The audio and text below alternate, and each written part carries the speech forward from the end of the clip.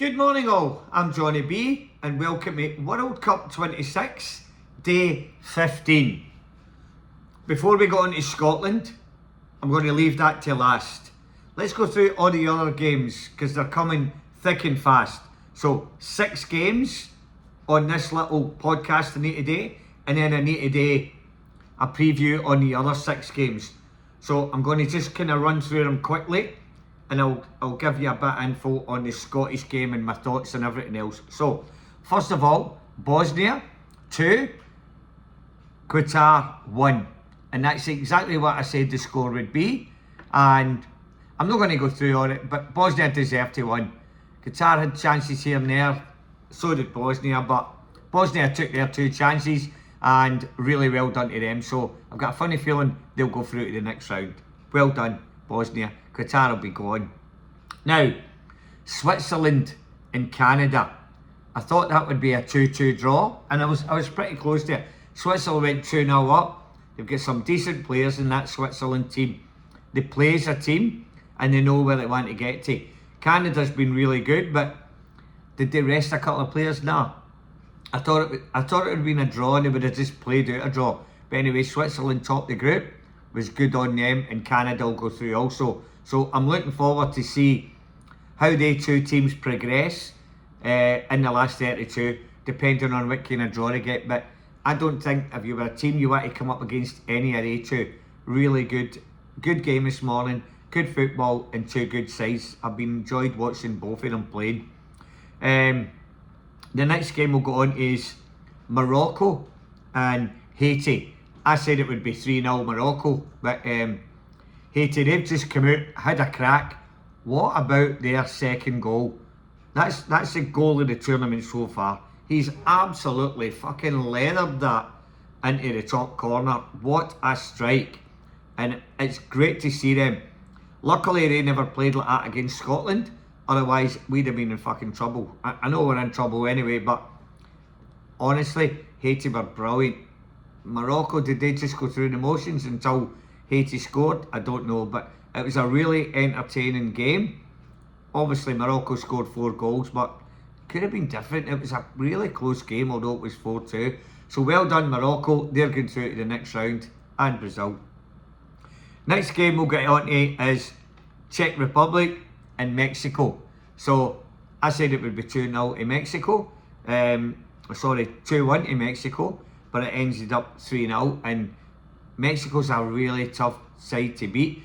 It went into the second half before they got their first goal, but yeah, well deserved one, and they'll be a hard team to beat, especially at home, because whoever goes there are going to be up against it. Support, and just the way the Mexicans play, they're taking it by the scruff of the neck, and they're going forward. So really well done to Mexico.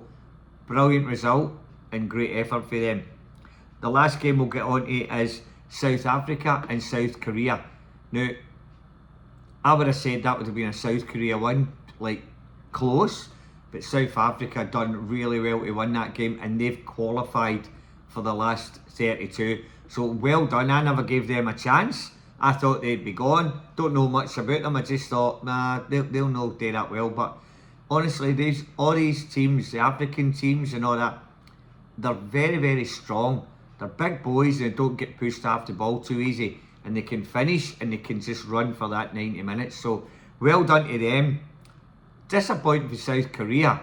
Can they still get through? No 100% sure. But South Africa, well done to them. I don't think they've ever got through to the next stage before. So, very well done. Now, I'm going to go on to tomorrow's games, and I'm going to finish with the Scotland game today.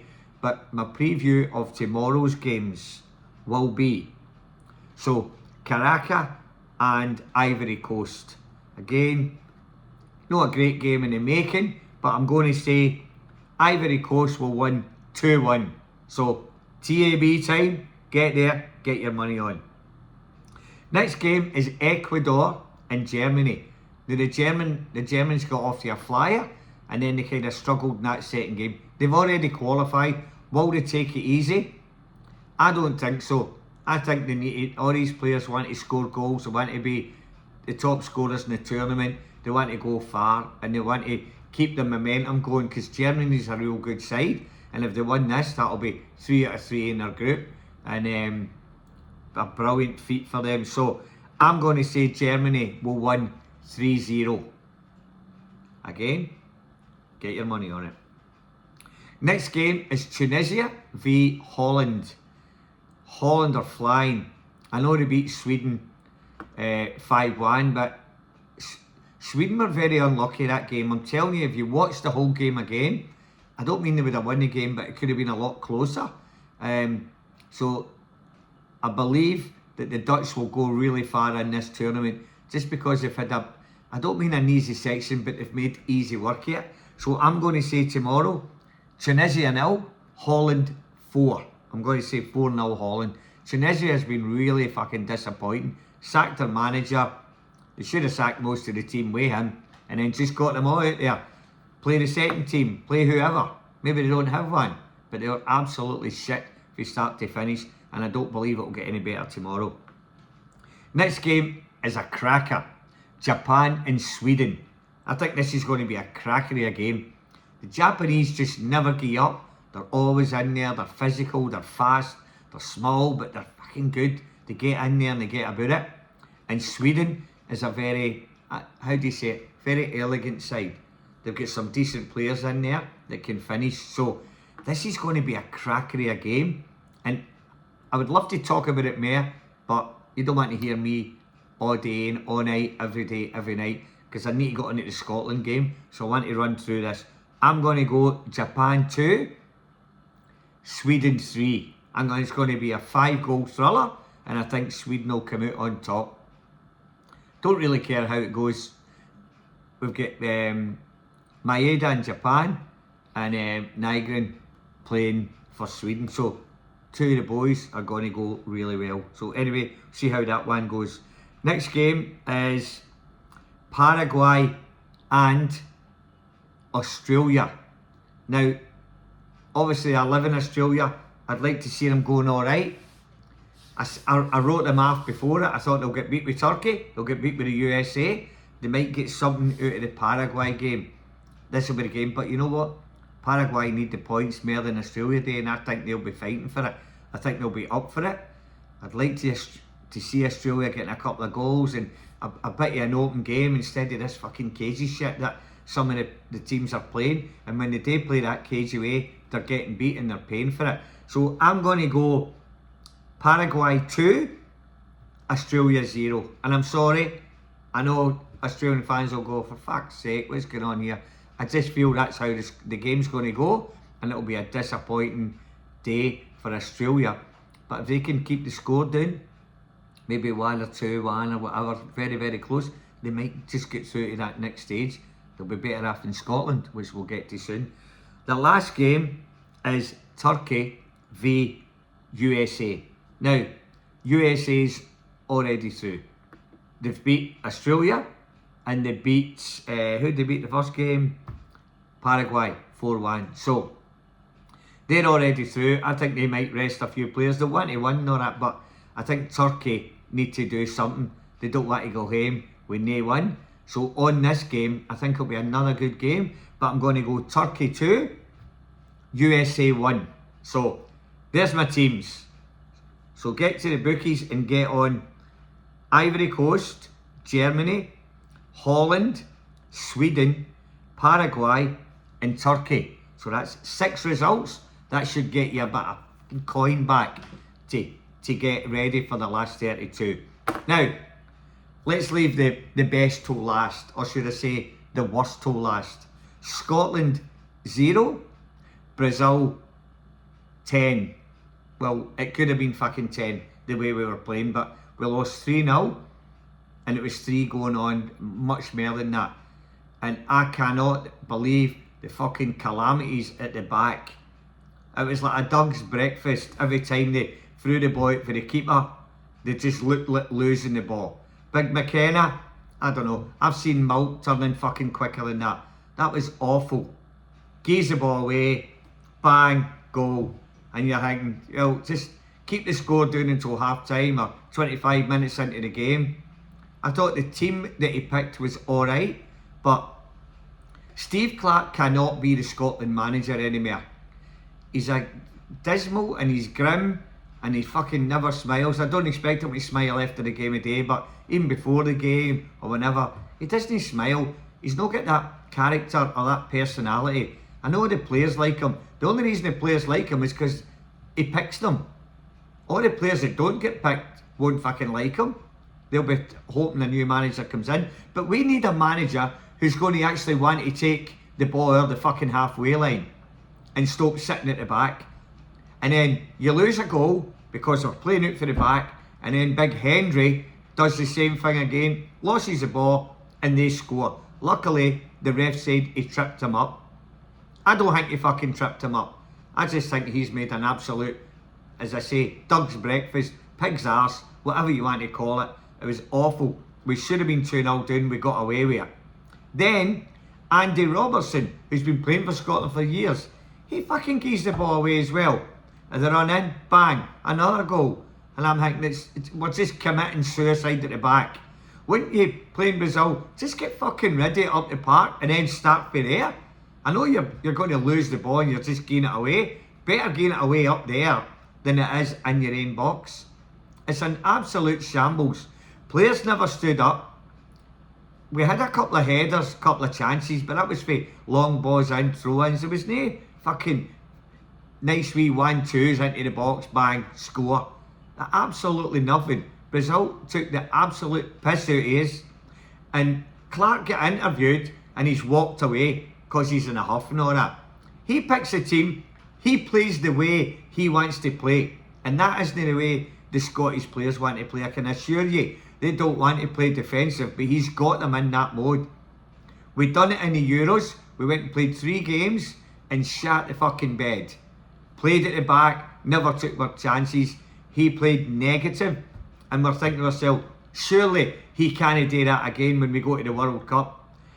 You play a team, Haiti, alright, they played well today, but never played great against us.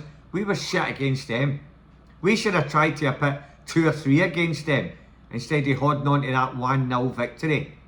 An absolute fucking shambles of a manager, and I don't want him to be anywhere near the Scotland team when they come home in 2 days' time. There's no way they can qualify. There's too many games to go and too many scenarios. If they lost this or they get beat 5-1, do you really want to go through? Because whoever we play, which is probably Mexico, will fucking pump us.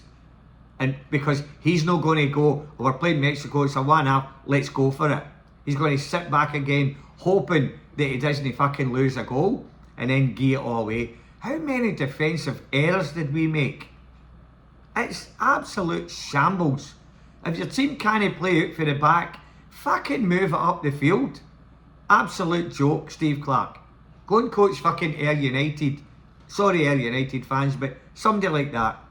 And just hopefully you get a win in a wee fucking ground or Somerset Park or fucking Firhill or something. But on the big stage, mate, you keep shitting the nest. And it's no good for all the... Look at all the Scotland fans that go there. 1 goal and it was a fucking deflection. That was it. McGinn hits it, hits half one of their players and goes in. We've no scored another goal.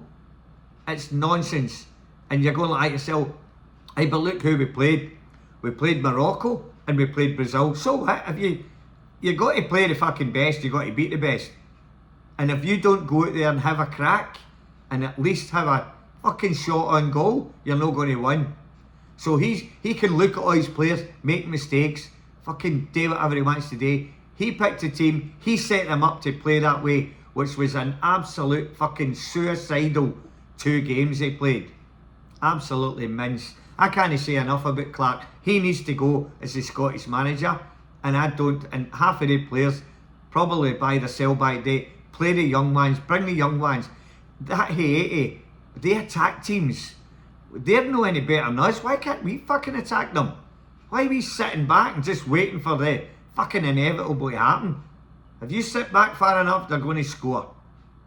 And Steve Clarke is the most negative football manager I think I've ever seen. And the only way he's got away with it is because he absolutely world-class goals for the midfield, McTominay. All their goals come from the midfield. They don't come from the forward line. Because the forwards, imagine playing up front for Scotland. It's fucking garbage. You would never get the ball. All you would do is do doggy runs, chase here, chase there. There's nothing coming in because we don't play down the line. We play Gannon, don't give him the fucking ball. And then you've got McGinn playing out wide, who's a midfield player. He doesn't play out wide for Aston Villa. He controls the whole fucking midfield. I don't get it. Is he watching a different game? Is he watching a different team? I don't know what it is.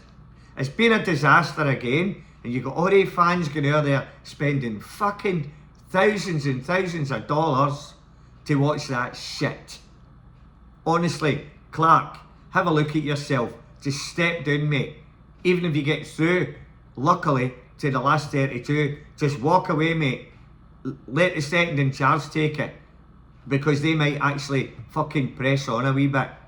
You've got all the players there that play on the best teams in the world, some of them. McTominay, McGinns, you've got Robertsons. I know he made a cunt here today, but you've got all these big players, and you're just saying to them, when you get the ball, just move it back, move it to the side. Let them express themselves as fucking footballers, mate, because that's what they are. They're not like wee sheep that they've got to do.